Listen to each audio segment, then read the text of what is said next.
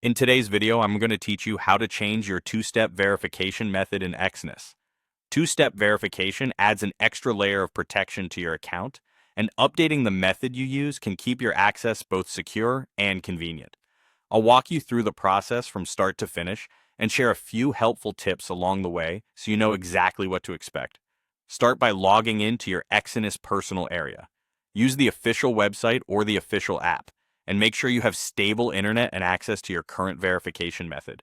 If you're already signed in, you're good to go.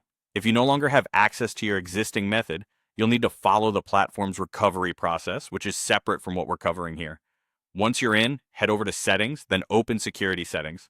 This is where all your protection tools live and where you can make changes safely. Take a moment to confirm you are in the correct account and that you recognize the current security setup. Under the section labeled Two-step verification, select Change. This is the option that starts the update process for your verification method.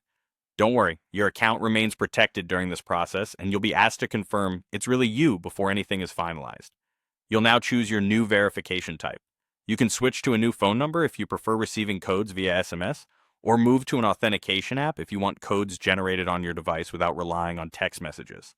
An authentication app can be more reliable when traveling or when your mobile signal is weak. If you're choosing a new phone number, ensure it's active and able to receive messages. If you're choosing an authenticator, have the app installed and ready to scan a QR code or enter a setup key. To complete the change, verify using your current security method. This could be a code sent to your email, an SMS to your existing number, or a face scan if that's what you use. This step confirms that it's really you making the change. Keep an eye on your inbox or messages as these codes often expire quickly, and never share them with anyone. Once verified, you should see a confirmation that your two-step verification method has been updated. It's a good idea to sign out and sign back in later to make sure everything works smoothly with your new method. Keep your contact details current and store any recovery information securely.